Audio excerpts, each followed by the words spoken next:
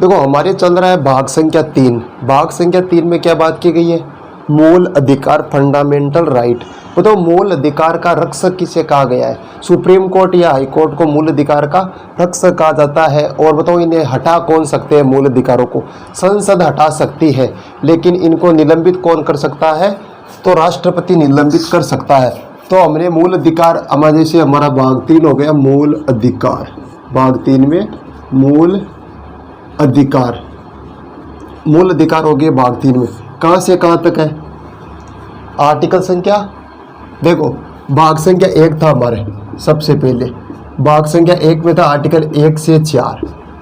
उसके बाद में आया भाग संख्या 2, 2 में आ गया 5 से 11।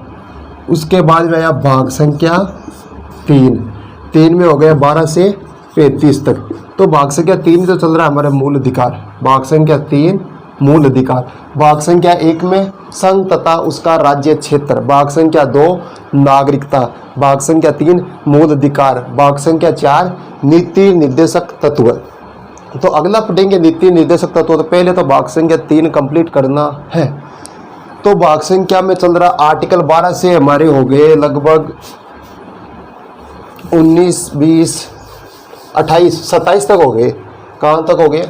27 तक हो गए। 12 से लगा के 27 तक हमारे आर्टिकल हो गए कंप्लीट। तो बताओ आर्टिकल संख्या 12 में क्या बात की गई है? आर्टिकल संख्या 12 में मूल अधिकार की परिभाषा।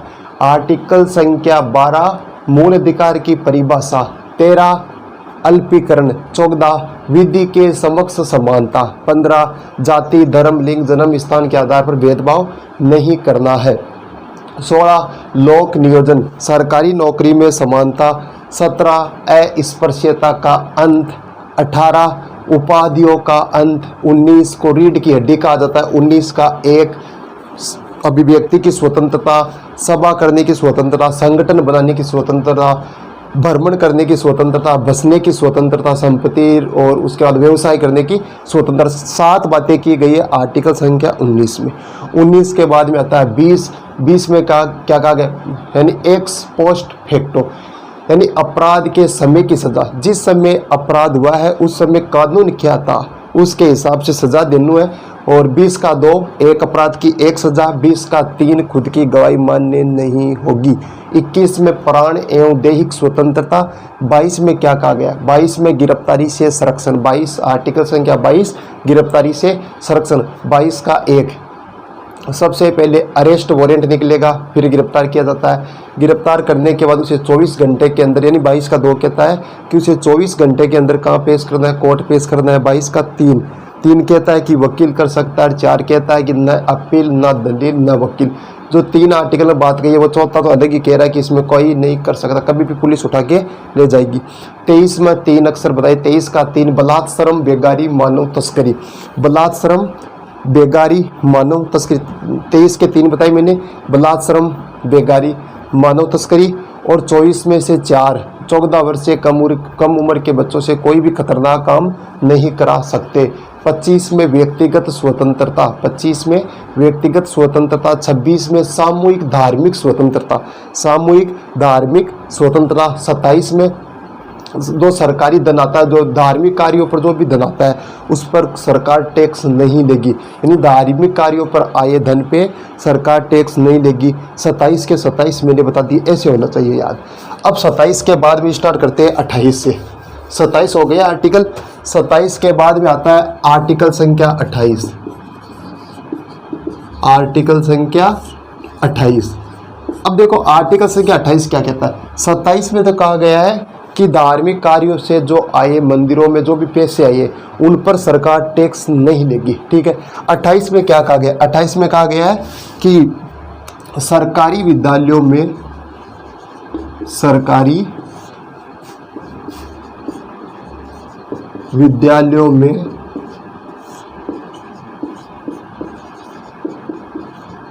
सरकारी विद्यालयों में धार्मिक शिक्षा नहीं दी जाएगी। धार्मिक शिक्षा नहीं दी जाएगी। 28 कहता है कि धार्मिक कार्यों, यानी जो सरकारी स्कूल है तो सरकारी स्कूलों में धार्मिक धर्म की शिक्षा नहीं दी जाएगी। संस्कृत धर्म की शिक्षा नहीं है। अब कहेंगे संस्कृत पढ़ना चाहिए, तो धार्मिक शिक्षा नहीं, संस्कृत एक भाषा है, लैंग्वेज है। उर्दू भी एक क्या भाषा है, ये धार्मिक शिक्षा नहीं है इनमें, ठीक है, ये अलग भाषा हो गई, लैंग्वेज है वो तो देखो आर्टिकल 28 कहता है कि सरकारी विद्यालयों में धार्मिक शिक्षा नहीं दी जाएगी। 28 के बाद में आता है 29, 28 और 1 29 ही तो होता है, तो 28 के बाद में आता है 29। 29 में क्या कहा गया है, कहा गया कि जाति, धर्म, जन्म स्थान, कौन सा स्थान, जन्म स्थान आदि के आधार पर, आदि के भाषा भी हो, जन्म स्थान भाषा भी लिख दो, भाषा आदि के आधार पर आप किसी को भी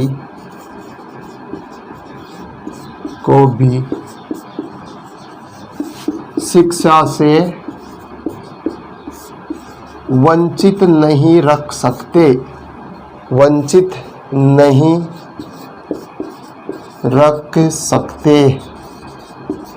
यानी जाति धर्म कौन सी, कोई सी भी तो जाति का हो स्टूडेंट, कोई सा भी धर्म का हो, कोई से भी भाषा हो, तो लेकिन उससे शिक्षा से वंचित नहीं रखा जाएगा। किस में कहा गया है, आर्टिकल संख्या 29 में। ये हमारा क्या है, मूल अधिकार है। इसमें कहा गया कि आप किसी को भी शिक्षा से वंचित नहीं रख सकते, खास करके अल्पसंख्यकों के लिए। ये अल्पसंख्यक के लिए, किसके लिए है, अल्पसंख्यक के लिए है कि अल्पसंख्यकों को आप जाति, धर्म, लिंग, जन्म स्थान आदि के भाषा आदि के आधार पर आप इन्हें शिक्षा से वंचित नहीं रख सकते। देखो 18 में क्या, 28 में कहा गया है कि सरकारी विद्यालयों में धार्मिक शिक्षा नहीं दी जाएगी, धार्मिक शिक्षा नहीं देना है। 29 में कह रहा है कि इसमें आप इन्हें शिक्षा से वंचित नहीं रख सकते। उसके बाद में आर्टिकल संख्या आता है 30। आर्टिकल संख्या 30 में कहा गया है, देखो 29 में कहा गया जाति, धर्म, जन्म स्थान, भाषा आदि के आधार पर आप किसी को भी शिक्षा से वंचित नहीं रख सकते। शिक्षा से वंचित नहीं रखना, तो सभी स्टूडेंट है वो स्कूल जाएंगे। अब स्कूल जाएंगे तो इसमें कहा गया कि संस्था का निर्माण, संस्था का मतलब हो गया, जैसे मान लीजिए कोई सा भी धर्म का हो व्यक्ति और वो किसी विद्यालय में जाता है, उसे अनकंफर्टेबल महसूस होता है। जैसे मान लीजिए एक क्लास में पूरे दूसरे धर्म के, एक दूसरा धर्म का आ गया, वो तिलक इलक लगा के आया, पगड़ी अगड़ी पहन के, तो उसे अपने खुद को ही लगेगा कि अच्छा नहीं महसूस होगा, तो वो अपनी एक संस्था का निर्माण खुद कर सकता है, सरकार उसे पैसे देगी। तो इसमें कहा गया संस्था का निर्माण कर सकता है। यदि मान लीजिए कि 29 में जो बात की गई है उसके अनुसार उसका जी नहीं लग रहा है, 29 में जो बात की उसके अनुसार मान लीजिए कि उसे अनकंफर्टेबल महसूस होता है, तो वो संस्था का निर्माण कर सकता है, संस्था खोल सकता है खुद की, उसमें सरकार उसका सहयोग करेगी। ये हो गए आर्टिकल 30 तक हो गए कंप्लीट। उसके बाद में आता है आर्टिकल संख्या 31। आर्टिकल संख्या 31 में कहा गया कि संपत्ति का अधिकार, संपत्ति का अधिकार। पहले जो संपत्ति का अधिकार ये मूल अधिकार था का मतलब अब नहीं है, पहले मूल अधिकार था, लेकिन अब इसे हटाकर कौन सा अधिकार कर दिया, कानूनी अधिकार बना दिया गया, और इसे संपत्ति के अधिकार को 300 के क में डाल दिया गया। अब ये 300 के क में गया और अब ये कानूनी अधिकार हो गया है। अब हमारा ये मूल अधिकार नहीं है। कल को किधर से भी रोड लाइन डले खेतों के अंदर से, कल अपन ऑब्जेक्शन उठा दे कि इधर से नहीं जाएगी, मेरे को क्या है, आर्टिकल 31 के तहत मूल अधिकार दिया गया संपत्ति का अधिकार, तो आप ऐसा नहीं कर सकते। अब इसे कानूनी अधिकार बना दिया गया है और ये गया 300 के क में। तो हो गए आर्टिकल संख्या 31। 31 के बाद में आता है आर्टिकल संख्या 32। 31 के बाद में आता है 32। 32 में कहा गया कि संवैधानिक उपचार का अधिकार, संवैधानिक उपचार, संवैधानिक उपचार का अधिकार। देखो 31 अधिकार है, 32वां संवैधानिक उपचार का अधिकार, यानी आपके मूल अधिकारों का शोषण हो रहा है, हनन हो रहा है, उल्लंघन हो रहा है, पालना नहीं हो रही है, तो आपको क्या उपचार का अधिकार भी है। यानी देखो आर्टिकल संख्या 32 कहता है कि कोई सा भी आपका अधिकार हो, इसका यदि हनन हो रहा है तो आर्टिकल 32 के तहत आप कौन से कोर्ट में जा सकते हो, सुप्रीम कोर्ट में जा सकते हो। तो किसके तहत आप सुप्रीम कोर्ट जा सकते हो? आर्टिकल संख्या 32 के तहत आप सुप्रीम कोर्ट जा सकते हो। तो ये हो गए आर्टिकल संख्या 32 तक, यानी भाग संख्या 3 में कहाँ, यानी भाग संख्या 3 कौन सा था हमारे? मूल अधिकार। और मूल अधिकार लगाओ, देखो 12 से लगाकर कहाँ तक हो गया? 35 तक मैंने पूरे बता दिए। अब जा तो सकते हैं, लेकिन ये जो आर्टिकल 32 है इसी के तहत हम 5 प्रकार की सरकार रिट जारी करती है, 5 प्रकार की रिट जारी करती है। तो वो 5 प्रकार की रिट की बात करते हैं।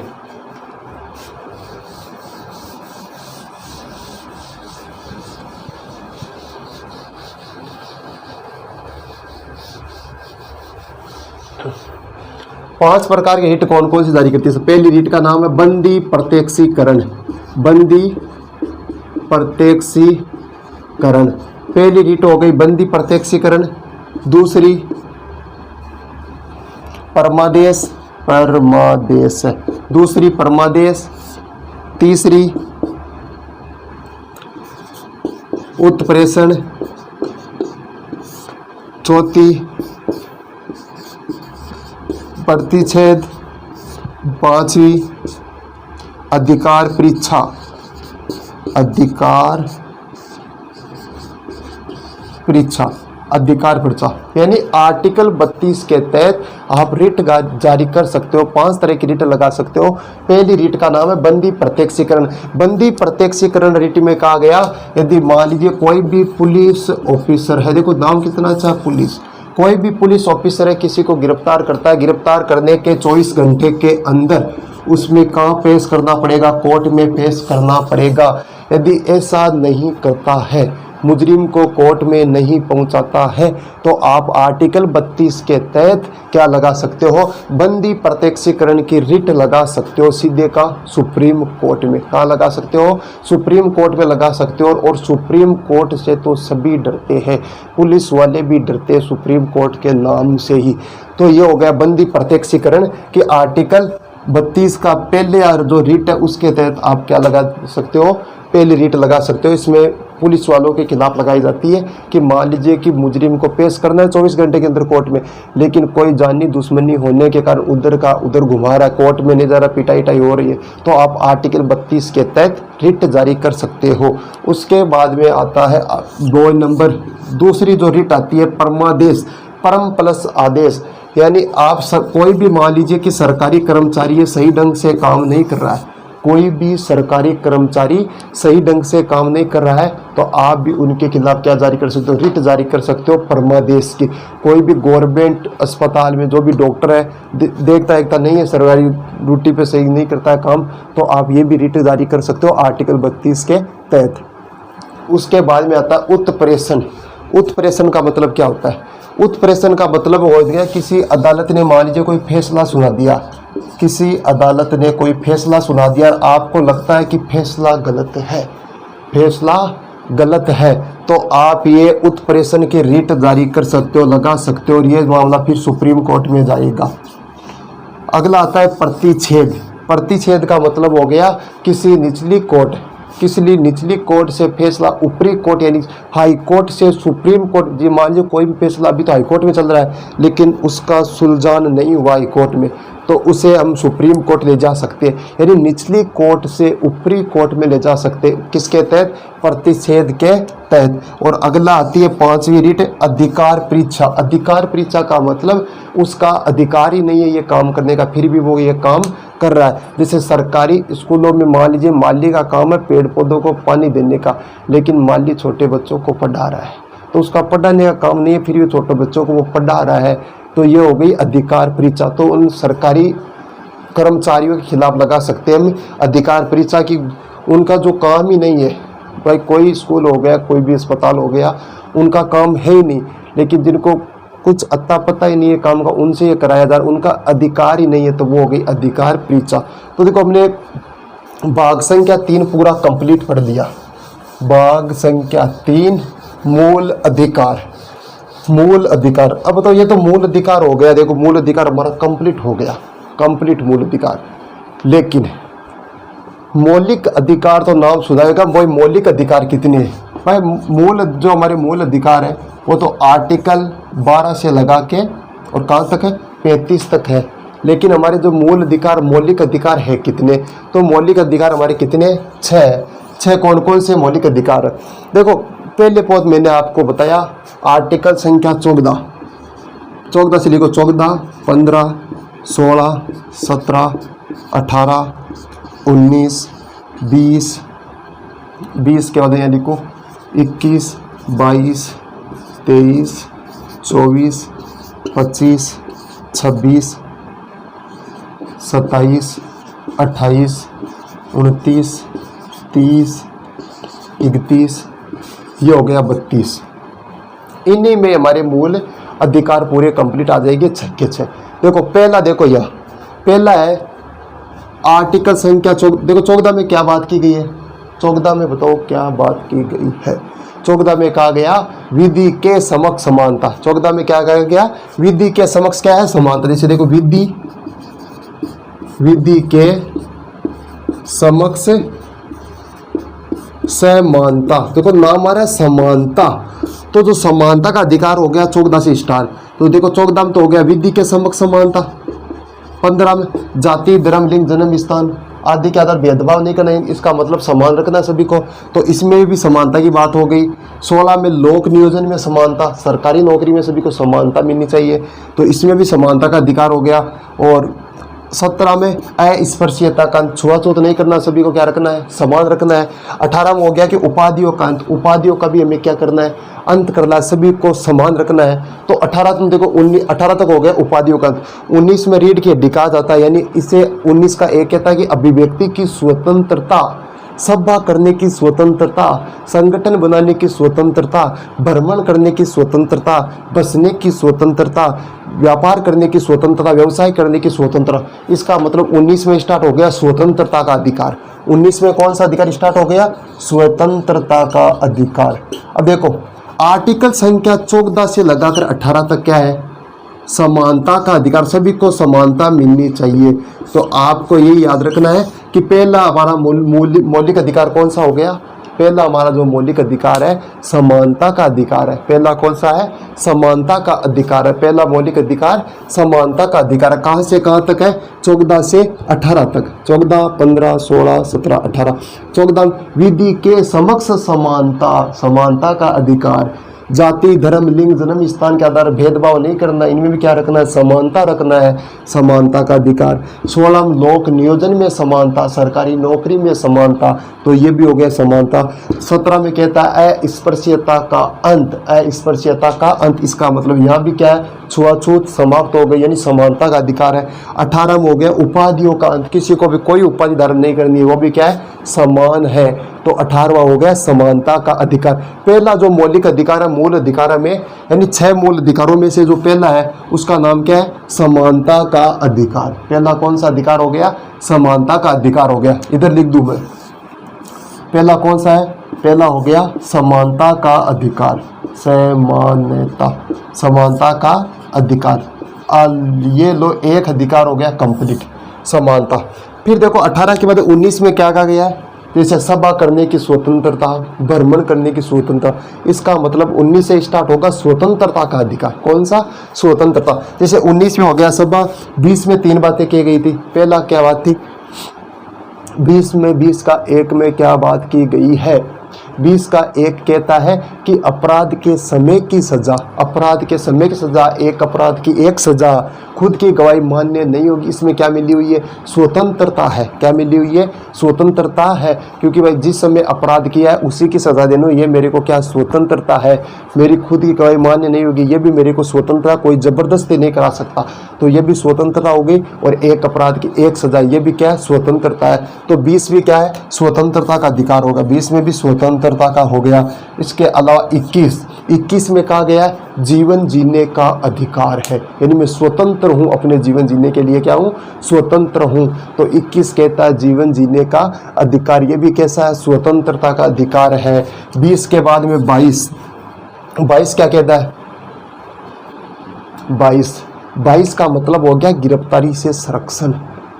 गिरफ्तारी से संरक्षण, यानी सबसे पहले क्या अरेस्ट वारंट निकलता है, अरेस्ट वारंट निकले के बाद उसे कोर्ट में पेश करना पड़ता है, ये भी हमारी क्या स्वतंत्रता है। और वकील करने की भी हमें क्या है स्वतंत्रता है। और 22 का 4 के ना अपील ना दलित, ये भी क्या हमें स्वतंत्रता मिली है। 22 का भी क्या कहता है स्वतंत्रता का अधिकार है।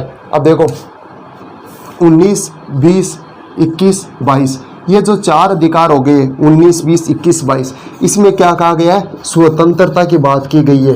तो दूसरा जो अधिकार हो गया हमारा वो कौन सा हो गया स्वतंत्रता का अधिकार। दूसरा कौन सा अधिकार हो गया स्वतंत्रता का अधिकार। अब देखो तीसरा मूल अधिकार पढ़ते हैं। तीसरा में अब स्टार्ट करो 23 से। 23 का मतलब 23 में 3 चीज़ें बताई मैंने, बलात्श्रम, बेगारी, मानव तस्करी। बलात्श्रम, बेगारी, मानव तस्करी। बलात्श्रम, बेगारी, मानव तस्करी। बलात्श्रम, बेगारी, मानव तस्करी, यानी बलात्श्रम पर रोक लगाना है। देखो बलात्श्रम का मतलब हो गया कि जबरदस्ती काम कराना। किसी से जबरदस्ती काम कराया जा रहा है तो उसका क्या हो रहा है शोषण हो रहा है। क्या हो रहा है शोषण हो रहा है। बेगार नहीं दी जा रही है तो भी शोषण हो रहा है। और उसके अलावा बेचना, मनुष्य को खरीदना और बेचना, मानव तस्करी, तो इसमें भी क्या मनुष्य का शोषण होता है। तो ये तो बात तय हो गई कि 23 का मतलब हो गया कि भाई शोषण के विरुद्ध अधिकार। कौन सा अधिकार भाई 23 से स्टार्ट हो गया। 23 में कहा गया कि बलात्श्रम, बेगारी, मानव तस्करी में रोक लगाना। क्या हो रहा है व्यक्ति का शोषण हो रहा। बलात्श्रम का मतलब जबरदस्ती काम कराया जा रहा है, उसका मन नहीं है काम करने का फिर भी उससे मजदूरी कराई जा रही है, जबरदस्ती कराई जा रही है, तो उसका मतलब उसका क्या हो रहा है शोषण हो रहा है। यह तो तय हो गया कि 23 में स्टार्ट हो गया कि भाई शोषण के विरुद्ध अधिकार की बात हो रही है। लेकिन 24 में देख लेते हैं क्या कहता है। 24 में 4 का मतलब हो गया कि 14 वर्ष से कम उम्र के बच्चों को कोई भी खतरनाक काम नहीं करा सकते। इसमें भी शोषण हो रहा है बच्चों का। क्या हो रहा है इसमें भी बच्चों का शोषण हो रहा है। तो 23 और 24 दो तो शोषण के हो गए। देखिए देखो 25वां देखो 25 में कहा गया है कि व्यक्तिगत स्वतंत्रता। 25 में क्या कहा गया है कि व्यक्तिगत का मतलब हो गया। देखो 25 में मैंने कहा कि व्यक्तिगत आपको स्वतंत्र, आप पगड़ी पहन सकते हो, दाढ़ी रखते हो, कोई भी धर्म अपना सकते हो, ये आपको क्या है स्वतंत्रता मिली हो। इसका मतलब ये तो धर्म से रिलेटेड है। लेकिन अब ये देखो दो ही हो गए इसमें। तो शोषण के विरुद्ध अधिकार में कौन हो गया 23 और 24 में हो गया शोषण के विरुद्ध अधिकार। देखो ये स्वतंत्रता वाला हो गया हमारा दूसरा अधिकार, या लिख दूं दूसरा हो गया स्वतंत्रता का अधिकार। और तीसरा कौन सा हो गया शोषण। 23 और 24 में हो गया ओनली शोषण हो रहा है तो ये हो गया शोषण के विरुद्ध अधिकार। शोषण के विरुद्ध अधिकार 23-24 में शोषण। 25 में कहा गया कि व्यक्तिगत स्वतंत्रता, आप पगड़ी पहन सकते हो, कोई भी मंदिर मस्जिद जा सकते हो, आपको ये सभी क्या है स्वतंत्रता है। तो इसका मतलब धर्म से रिलेटेड है स्वतंत्रता। अगला और देखते 26 में कहा गया कि सामूहिक धार्मिक स्वतंत्रता।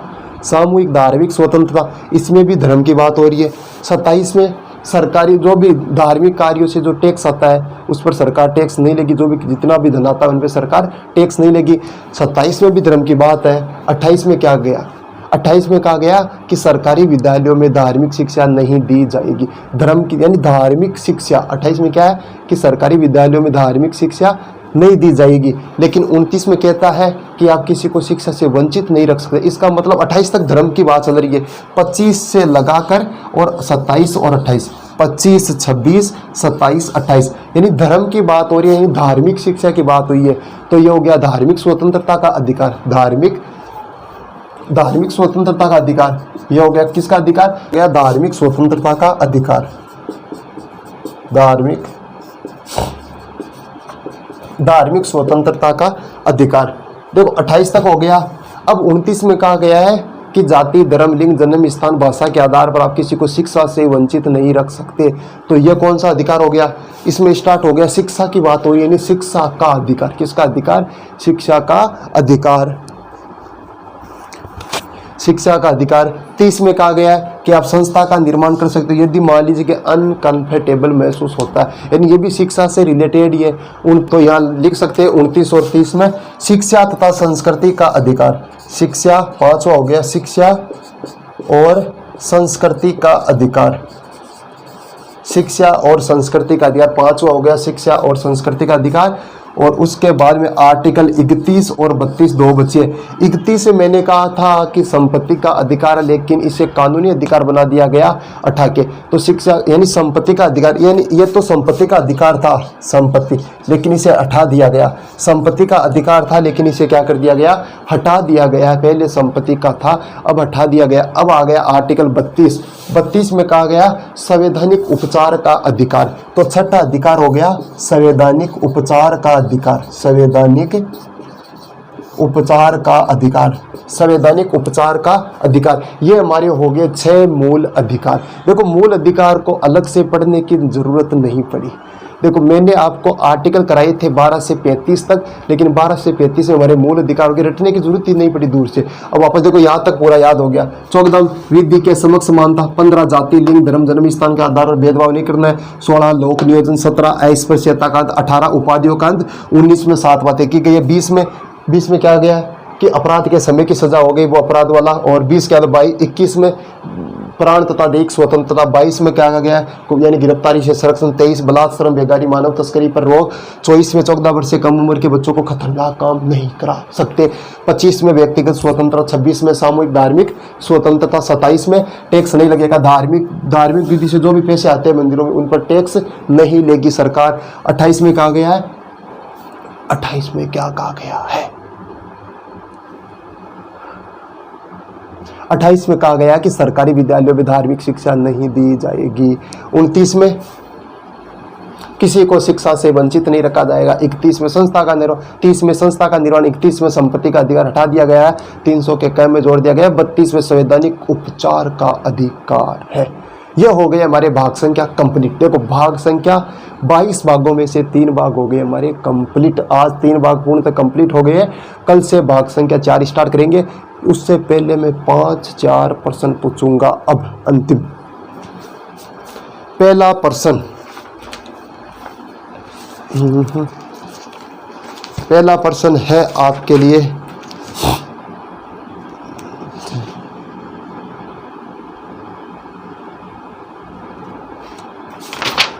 प्रश्न अच्छा पूछूंगा, गुड।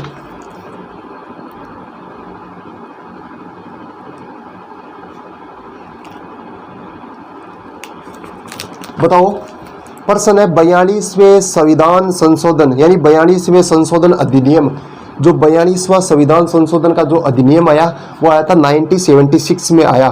तो इसे भारतीय संविधान में एक नया अध्याय जोड़ा गया, यानी 42वें संविधान संशोधन द्वारा जो भारतीय संविधान है इसमें एक कुछ नया जोड़ा गया। बताओ उसका क्या नाम है,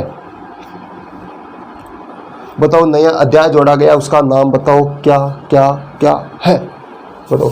मिटा दूं, हो गए कंप्लीट, मिटा दूंगी, फिर कहेंगे दूर नहीं थे नालायक।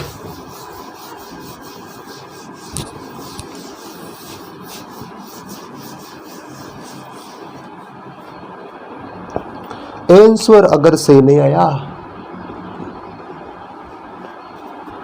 हाँ 42वें संविधान संशोधन द्वारा बताओ क्या नया जोड़ा गया, नया जोड़ा गया। पहला प्रश्न का जो ऑप्शन है, ऑप्शन का नाम है, पहला ऑप्शन हो गया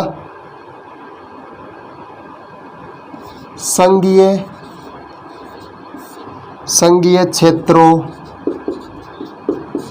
क्षेत्रों के प्रशासन से संबंधित। पहला ऑप्शन हो गया संघीय क्षेत्रों के प्रशासन से संबंधित। दूसरा अंतर्राज्यीय परिषदों का निर्माण।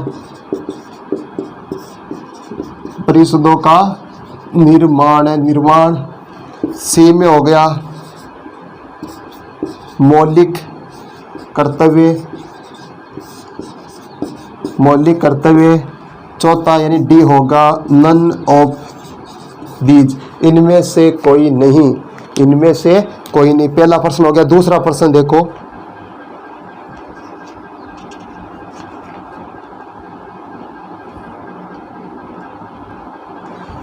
दूसरा प्रश्न है, प्रश्न थोड़ा सीख दिमाग का है।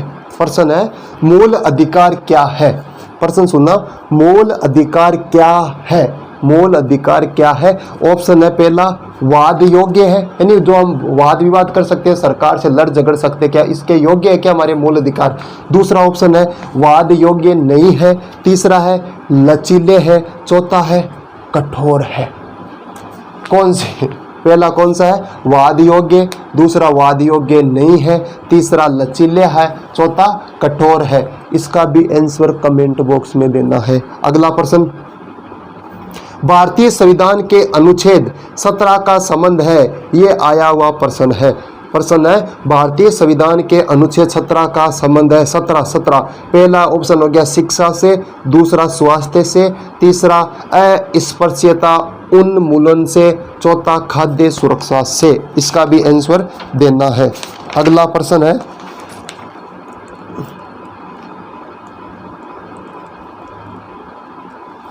ये प्रश्न आया हुआ है बिहार एसआई 2018 में। जो प्रश्न पूछ रहा हूँ ये आया हुआ है Bihar SI, Bihar sub inspector में आया हुआ है, 2018 का प्रश्न है। निम्नलिखित में से क्या भारत का नागरिक बनने के लिए आवश्यक नहीं है? निम्न में से क्या भारत का नागरिक बनने के लिए आवश्यक नहीं, कोई जरूरी नहीं है भारत का नागरिक बनने के लिए, ऐसा क्या है? ऑप्शन संख्या 1 वंशानुक्रम, यानी जो हमने नागरिकता की बात की तो वंश के आधार पर बात की थी, वही वंशानुक्रम। दूसरा जन्म, तीसरा अधिकृत संपत्ति, तीसरा है अधिकृत संपत्ति, चौथा देशीकरण, और पांचवा इनमें से कोई नहीं। पांचवा क्या हो गया? इनमें से कोई नहीं। पांचवा इनमें से कोई नहीं। इसका भी आंसर देना, ये आया हुआ प्रश्न है। अगला प्रश्न है बीपीएससी में आया हुआ है, बीपीएससी प्री में आया हुआ प्रश्न है। बताओ भारतीय संविधान के किस अनुच्छेद के तहत, भारतीय संविधान के किस अनुच्छेद के तहत संसद को भविष्य में, भारतीय संविधान के किस अनुच्छेद के तहत संसद को भविष्य में नागरिकता के संबंध में कानून बनाने का अधिकार प्रदान किया गया है? कानून बनाने का अधिकार प्रदान किया गया है। ऑप्शन सुनो, आर्टिकल संख्या 9 में की गई है यह बात, या आर्टिकल 10 में, या आर्टिकल 11 में, या आर्टिकल संख्या 5 में यह बात की गई। किस में की गई है? आर्टिकल संख्या 5 में यह बात की गई है। इसका भी आंसर क्या आपको देना है।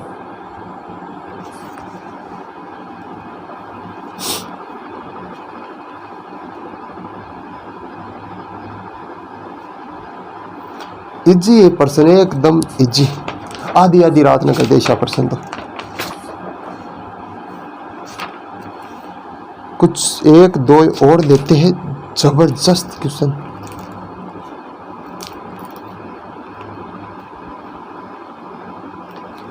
हाँ, अगला प्रश्न बीपीएससी का प्रश्न है, भारतीय संविधान में नागरिकता की परिभाषा किस अनुच्छेद में दी गई है? पूरा करा दिया, एकदम शॉर्ट में बताया, लेकिन पूरा कंप्लीट है, एक भी प्रश्न बाहर का नहीं है।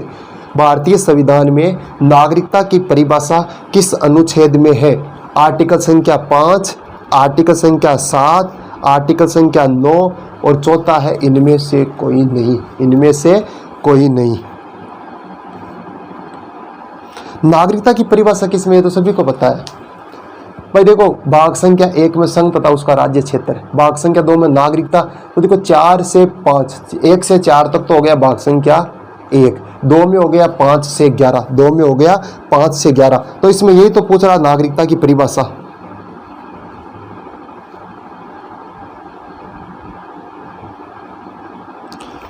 ये बताना हो गया कंप्लीट, ठीक है, यहाँ तक बहुत है। हमारे भाग संख्या 1 कंप्लीट हो गया, 2 कंप्लीट हो गया, 3 कंप्लीट हो गया। देखो भाग तो हो गए 3 कंप्लीट, भाग 1 2 3, 3 भाग हो गए कंप्लीट इधर। इसके अलावा आर्टिकल हमने स्टार्ट किए थे 1 से लगा के 35 तक, यानी 35 हमारे आर्टिकल कम हो गए। कितने में से? 395 से। 395 में से हमारे 35 आर्टिकल क्या हो गए? खत्म हो गए। और जो भाग 22 है, भाग 22 में से 3 भाग हमारे क्या हो गए? कंप्लीट हो गए। अब जो आगे भाग आएगा हमारे, तो भाग कौन सा आएगा 3 के बाद? तो भाग 4 आता है। तो 4 भाग की बात हम अगली क्लास में करेंगे।